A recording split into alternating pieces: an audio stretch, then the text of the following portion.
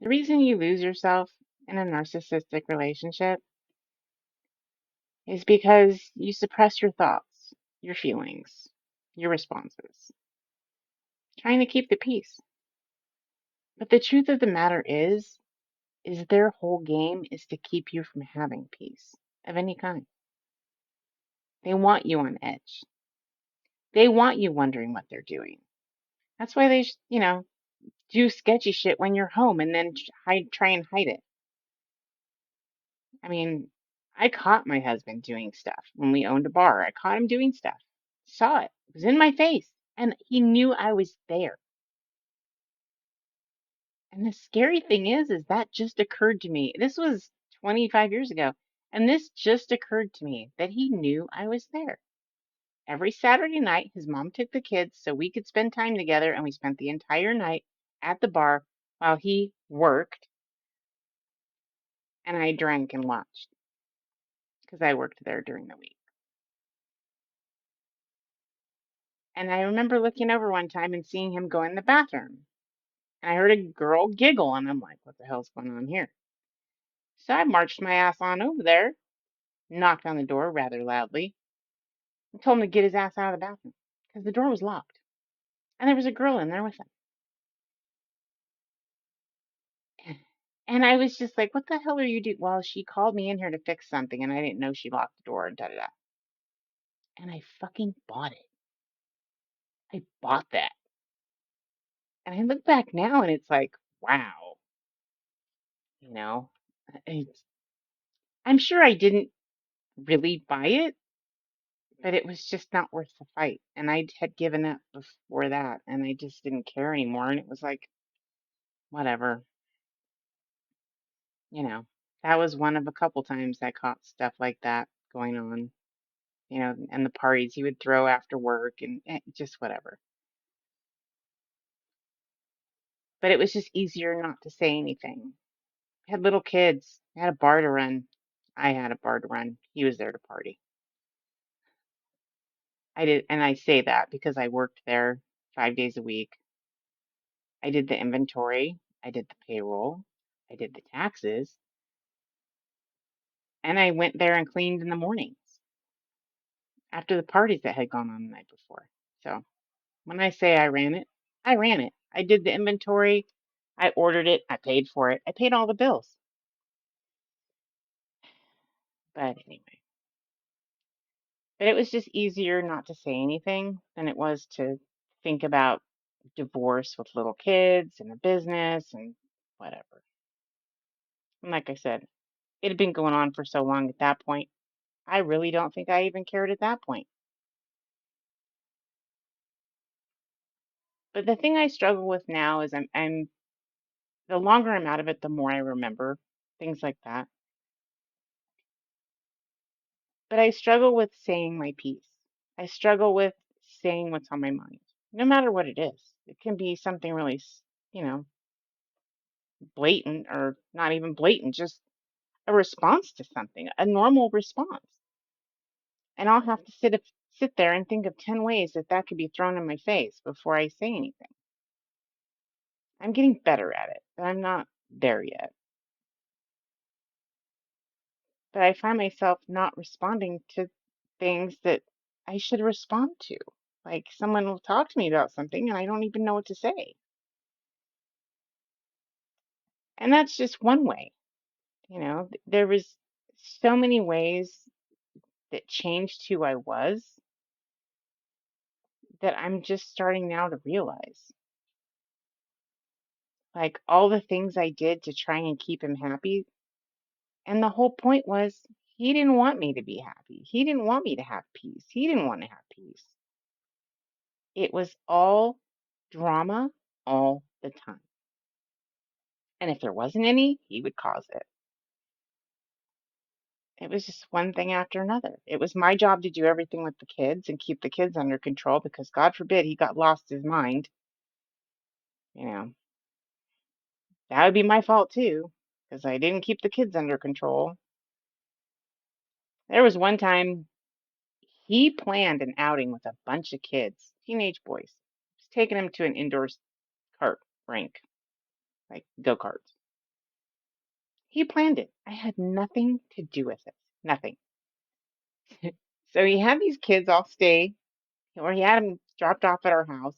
He took them, spent about 4 hours there, came home, and kids eventually started getting picked up.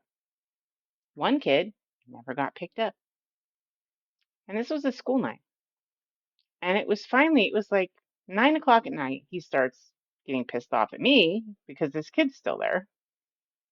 And I just told him, I'm like, I had nothing to do with this. This is on you. You started this whole thing. You threw this party for these kids. You decided to do it.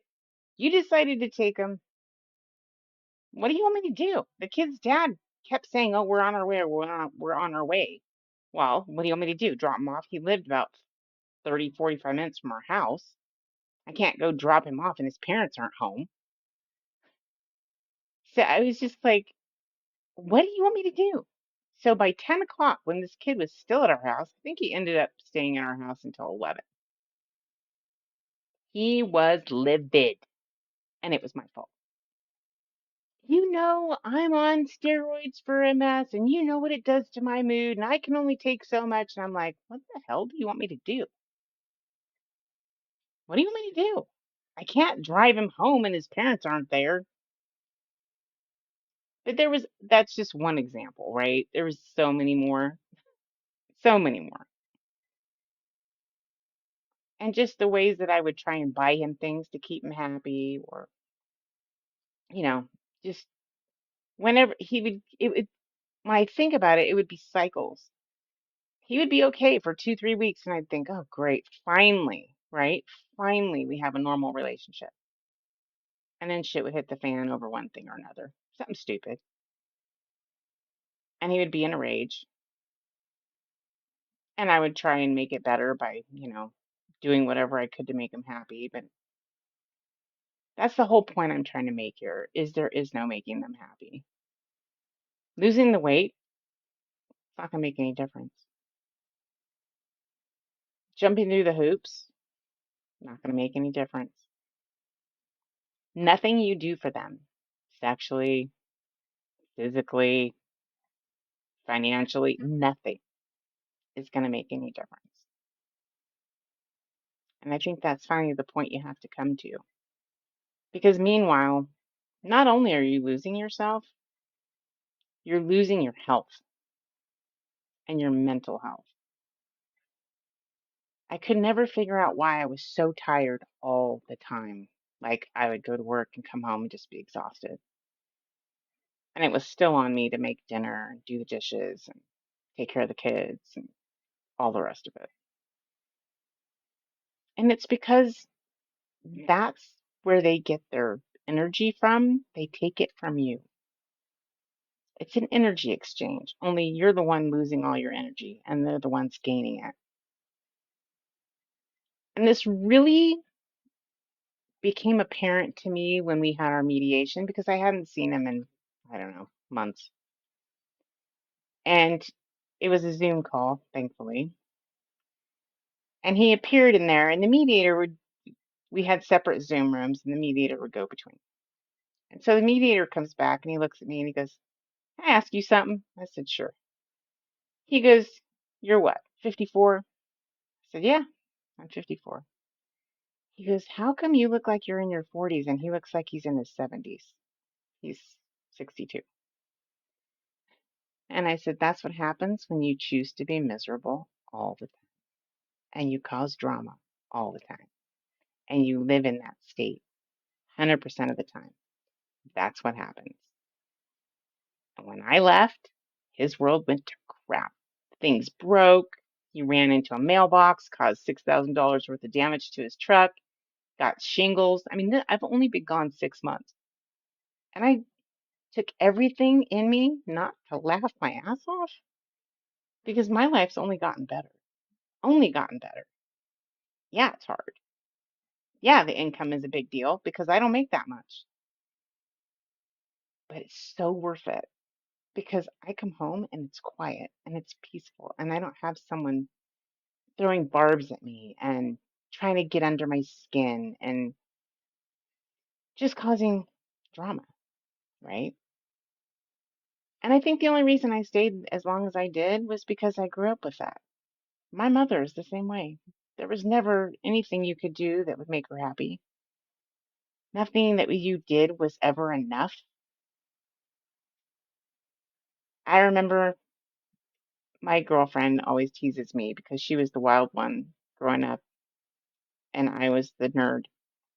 We didn't grow up together, but she did all the crazy stuff and I never did anything crazy.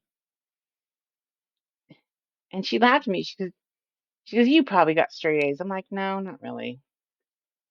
And it just so happened a few months back, my dad decided to send me my report cards. And there was one that was 5 A's and a B. And she goes, I knew it. I knew it. And I just laughed and I said, yeah, but you know what? All I got from my mom when she saw that was, why did you get a B? And she goes, no way. I said, I'm totally serious. Every single time. There was nothing you could do that would ever be enough. Ever. In fact, when I brought home that report card, she looked me straight in the face and she goes, oh, I expected that from your sister, not from you. Yeah. This is why I have a very, not abrupt, but very standoffish relationship with my mother because I don't have to deal with it anymore. So I just don't.